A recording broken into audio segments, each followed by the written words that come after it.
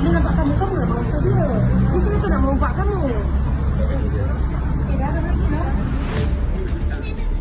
Pada 18 Mei lalu, satu detik hitam berlaku apabila seorang wanita menjadi mangsa samun seorang gelandangan. Kejadian yang berlaku di Center Point Klang itu mengakibatkan mangsa Nur Mahfuzah Nordin cedera anggota badan dan muka akibat dipukul dan ditendang suspek. Menurut Nur Mahfuzah, ketika insiden berlaku pada jam 10 pagi, dia sedang berjalan seorang diri lalu ditendang dari arah belakang sehingga menyebabkan dia terjatuh sebelum dipukul dan disamun. Kes disiasat mengikut Seksyen 393 Kanun Keseksaan. Tiada sebab tiba-tiba saja boleh berlaku kepada sesiapa saja, siang ataupun malam. Ya. Kita tunjukkan kepada anda tadi, mungkin boleh ingat semula apa kejadian yang berlaku dan kita bawakan mangsanya sendiri di studio hari ini. Tanpa melengahkan masa, kita perkenalkan Nur Mahfuzah Nordin ataupun lebih senang dengan panggilan Fufu. Ya, Assalamualaikum, terima kasih bersama dengan kami hari ini. Waalaikumsalam. Ingin saya nyatakan di sini, Fufu memang seorang yang berani berkongsi pengalaman Fufu di sini. Tak saya faham akan trauma yang dialami dan juga harap para penonton di luar sana akan mengambil iktibar daripada pengalaman Fufu. Ya. Okey, kalau kita nak recall balik, kejadian berlaku pada 19 Mei. Tidak, kejadian berlaku pada 17 Mei. 17 Mei. Ya. Okey, maaf, 17 Mei. Kronologinya masa tu awak berada di Center Point Klang. Ya. Dalam perjalanan pergi ataupun balik kerja? Dalam perjalanan pergi dari tempat kerja ke shopping mall Center Point Jalan Taiping Klang.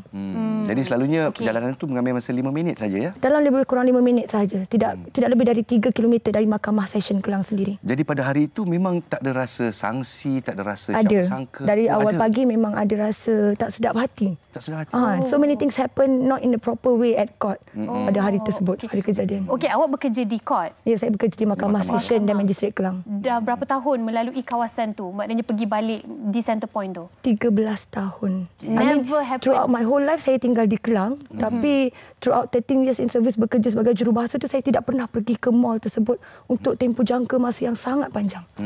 Hari itulah nak Hari itu nak jadi cerita pergi ke mall tersebut untuk fix my phone yang block passwordnya.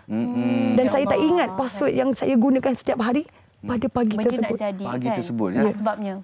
Sebabnya bila kita lihat imbau kembali kronologi kejadian, ya, saya macam tak boleh percaya sebab dia berlaku dengan tiba-tiba. Ya. Pernahkah Fufu nampak penjenayah ini sebelum ini di sana? Tidak. Seorang yang tidak dikenali.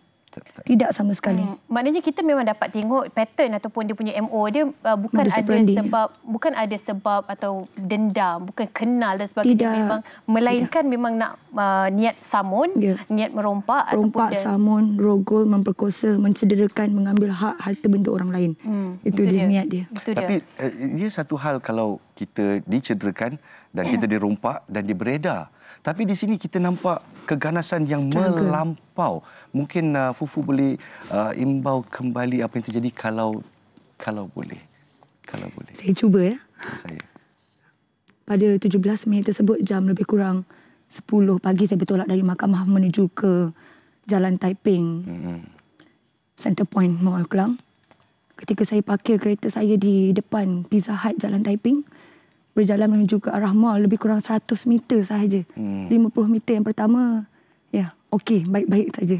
Masuk 50 meter ke depan, telah saya nampak pintu mall. Saya dengar bunyi tapak kaki yang sangat laju. Tap, tap, tap. Mengejar saya dari arah belakang. Because I'm right-handed, saya cuba untuk menoleh ke arah belah kanan, belum sempat untuk toleh berapa degree sekalipun. Saya telah diterajang, disepak, ditendang dari arah belakang di bahagian punggung pinggang saya dan tersungkur ke kaki 5 mall tersebut. Astaghfirullahaladzim. Itu yang berlaku minit-minit awalnya. Minit-minit awalnya, ya. Masa tu apa yang dilakukan oleh Fufu sendiri? Ya, memang Fufu dah dapat rasakan diikori dengan tapak yang laju lah dengan macam itu. Diikori itu in a blink of an eye. Kita tidak terfikir sekelip mata. Sekelip mata. Tidak, ketika saya ditendang, diterajang dengan keadaan serta-merta, saya dipijak di belakang saya menggunakan kaki kanan tertudung. Tidak sempat memberikan apa-apa reaksi? Tidak sempat membuat apa-apa reaksi dengan pakai heelsnya, dengan pakaian kerja seperti ini, lebih kurang seperti ini, in pants. Jadi saya difahamkan Fufu berjaya walaupun Bergelut. dalam keadaan tertekan itu, Fufu berjaya memusingkan badan. Saya pada ketika dipijak, dia mengambil handphone saya yang terjatuh dari tangan kanan saya. Saya nampak tangan ketika saya dah planted muka saya di on the ground, on the tiles kan. Saya nampak tangan tu, ambil handphone, ketuk kepala saya lebih 20 ketukan. Sehingga menyebabkan 2 laceration, 5 cm, 5 jahitan, 5 cm dalam. Oh, wow. Di luka di kepala dan saya mengalami retak hidung sehingga ke sekarang. Hingga ke sekarang ya. Okey. Oh.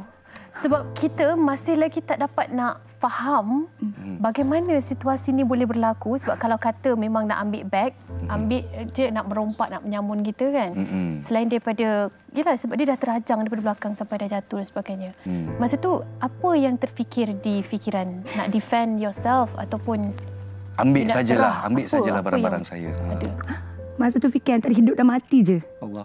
Dan kita tak tahu who's the maker yang pijak kita, yang pelakukan kita macam tu. Until kita nampak darah tu sendiri on the tiles. Oh my God. Dan all I think I want to go back to my family. Anak-anak kan ada anak-anak. Ketika tu saya hanya mampu jerit, Fufu jerit, Mama, ya Allah, tolong, tolong.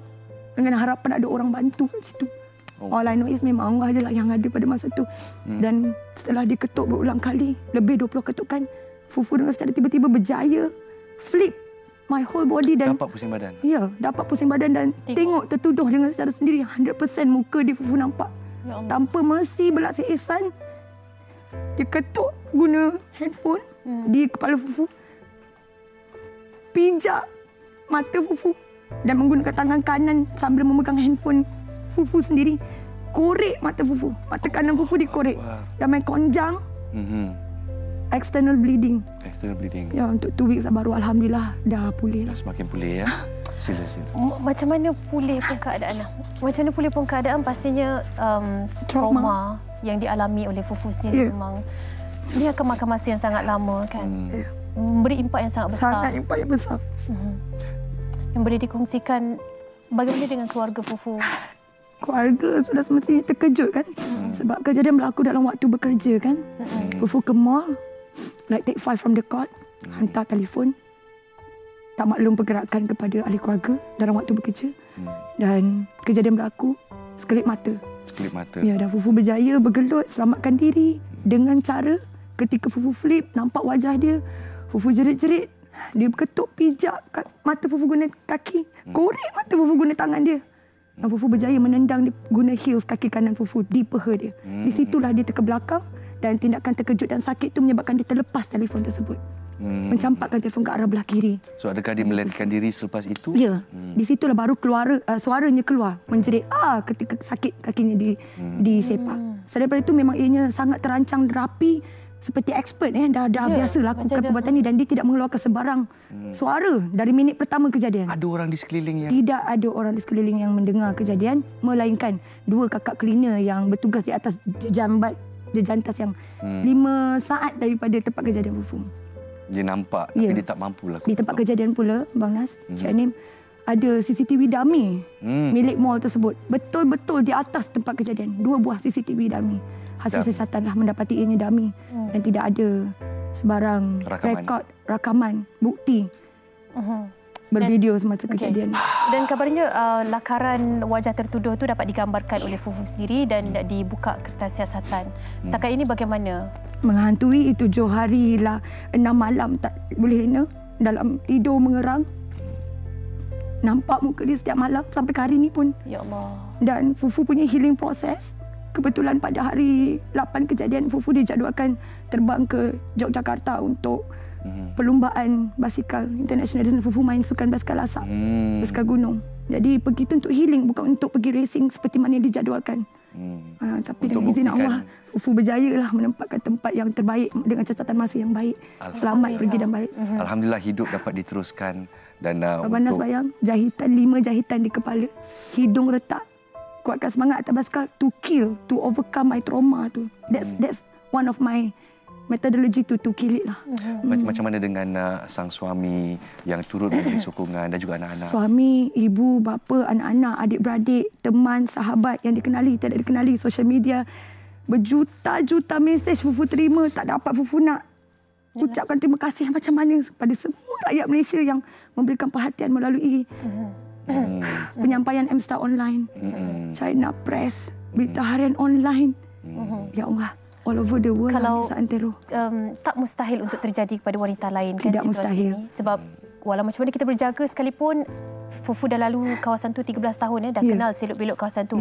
Tapi kejadian ni masih lagi boleh berlaku dan berpotensi untuk berlaku dekat wanita lain. Even Apa worse, malah lebih teruk dari itu. Apa nasihat Fufu untuk kami Nasihat semua Fufu, wanita di luar sana? Wanita-wanita di luar sana, kalau boleh elakkan berjalan secara bersendirian, elaklah. Tapi kalau kita dalam urusan kerja, urusan harian, rutin harian kita, just alert, berhati-hati. Dari segi pegang beg, cara kita berjalan lawan arus apa tidak. Dan maklumkan pergerakan kita setiap waktu pada insan-insan yang tersayang supaya apa-apa mereka semua aware dan tahu di mana kita berada. Dan menggunakan langkah dengan bismillah itu for sure. Tapi kalau Allah nak uji, Allah uji. Itu ujian buat Fufu dan Fufu reda atas ujian yang Allah berikan. Cuma trauma tu, sampai ke sekarang. Sampai ke hari ini, sampai ke saat ini traumanya. Ternyata Fufu memang seorang insan yang kuat. Sangat kuat kan? Dan apa itu mungkin ada peluang di sini untuk mengucapkan terima kasih kepada rakyat Malaysia yang terus memberikan sokongan. Ya. Fufu tak tahu nak ucapkan terima kasih macam mana. Mungkin terima kasih tu hanya 2 words. Terima kasih. Terima kasih ke semua rakyat Malaysia yang Fufu kenal atau yang tidak kenal melalui sosial media, yang datang ke rumah, yang mendoakan kesembuhan Fufu.